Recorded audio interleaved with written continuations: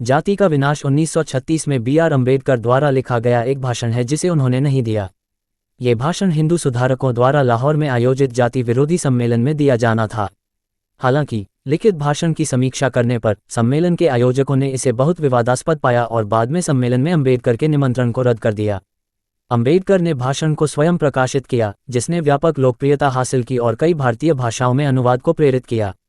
जाति का विनाश 12 दिसंबर 1935 को लिखे एक पत्र में लाहौर स्थित जाति विरोधी हिंदू सुधारवादी संगठन जात पात तोड़क मंडल जाति व्यवस्था के विघटन के लिए सोसाइटी के सचिव ने डॉक्टर अम्बेडकर को 1936 में अपने वार्षिक सम्मेलन में भारत में जाति व्यवस्था पर भाषण देने के लिए आमंत्रित किया।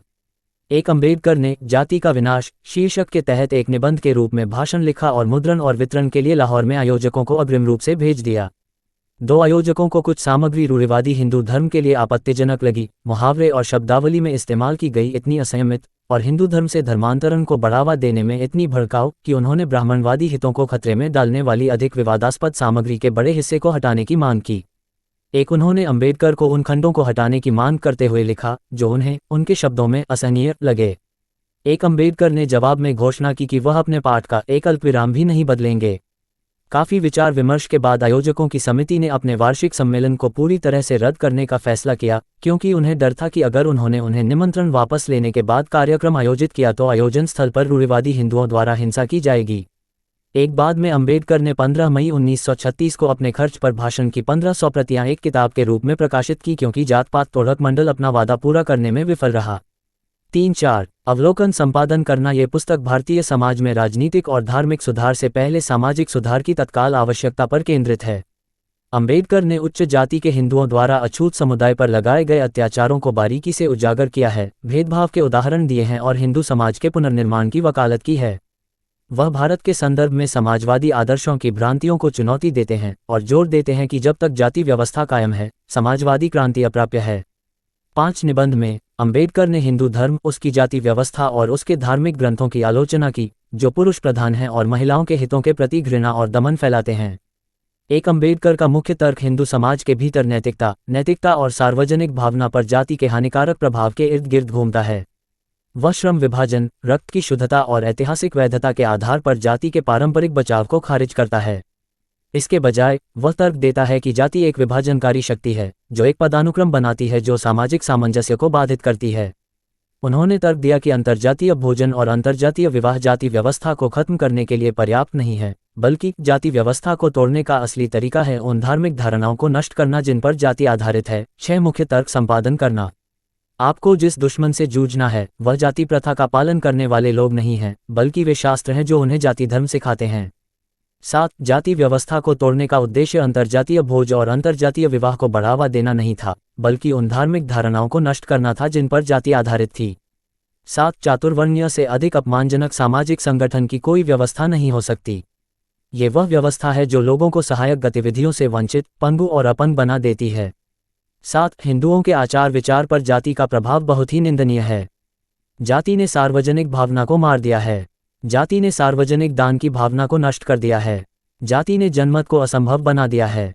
8 अम्बेडकर जाति व्यवस्था की आलोचनात्मक जांच करते हैं, श्रम विभाजन के आधार पर इसके बचाव के खिलाफ तर्क देते हैं।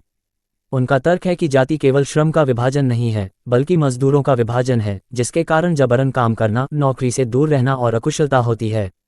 पुस्तक जाति के वैज्ञानिक आधार पर सवाल उठाती है और हिंदू धर्मशास्त्रों, विशेष रूप से मनुस्मृति के अमानवीय प्रभाव को उजागर करती है। 9 जाति व्यवस्था के नैतिक और नैतिक परिणाम अम्बेडकर की आलोचना के केंद्र में हैं। वह हिंदू समाज के भीतर सार्वजनिक भावना, दान और राय के विनाश पर शोक व्यक्त करते हैं और जोर देते हैं कि जाति के प्रति वफादारी व्यापक नैतिक विचारों से ऊपर है। ये कार्य जाति व्यवस्था द्वारा संबद्ध कॉर्पोरेट जीवन में बाधा डालने और सद्गुण और नैतिकता पर इसके हानिकारक प्रभाव पर जोर देता है। 10 श्रम विभाजन संपादन करना। अम्बेडकर श्रम विभाजन के आधार पर जाति के बचाव को खारिज करते हैं और तर्क देते हैं कि यह पसंद और योग्यता के आधार पर स्वैच्छिक विभाजन नहीं है, बल्कि एक अनैच्छिक और जबरन वर्गीकरण है जो अकुशलता की ओर ले जाता है।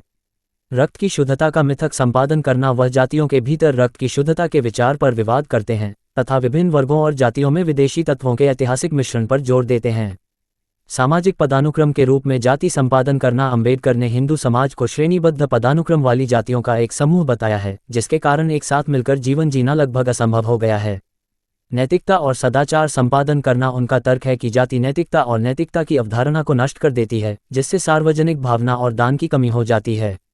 सद्गुण जातिग्रस्त हो जाता है और नैतिकता जातिबद्ध हो जाती है। 10 प्रस्तावित समाधान संपादन करना। अंबेडकर जाति व्यवस्था को खत्म करने के लिए 2 प्राथमिक समाधान प्रस्तावित करते हैं: अंतर्जातीय विवाह और वेदों और पुराणों सहित धार्मिक ग्रंथों का विनाश। उनका तर्क है कि अंतर्जातीय विवाह का विरोध सामाजिक और राजनीतिक शक्ति खोने के डर से उपजा है। धार्मिक ग्रंथों के विनाश का आह्वान उनके इस विश्वास पर आधारित है कि वे सामाजिक अन्याय को कायम रखते हैं। 10 महात्मा गांधी की प्रतिक्रिया संपादन करना। जुलाई 1936 में गांधी ने अपने साप्ताहिक पत्रिका हरिजन में जाति का प्रतिशोध शीर्षक से लेख लिखा, जिसमें उन्होंने अंबेडकर के भाषण पर टिप्पणी की।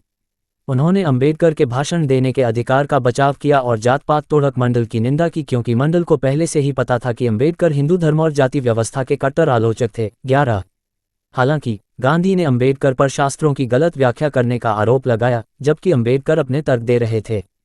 गांधी ने तर्क दिया कि अंबेडकर द्वारा चुने गए शास्त्रों को ईश्वर के वचन के रूप में स्वीकार नहीं किया जा सकता है और उन्हें प्रामाणिक नहीं माना जा सकता है। 11 गांधी ने यह भी तर्क दिया कि धर्म का मूल्यांकन धर्म के सबसे अच्छे अनुयायियों द्वारा किया जाना चाहिए, न कि सबसे बुरे अनुयायियों द्वारा। 11 गांधी ने यह भी कहा कि अंबेडकर द्वारा निर्धारित मानक हर ज्ञात जीवित विश्वास को विफल कर देगा। 11 सूचना सिर्फ मान्यताओं और जानकारियों पर आधारित है। यहाँ यह बताना जरूरी है कि यह मेरा वीडियो किसी भी तरह की मान्यता जानकारी की पुष्टि नहीं करता है। किसी भी जानकारी या मान्यता को अमल में लाने से पहले संबंधित विशेषज्ञ से सलाह लें। धन्यवाद।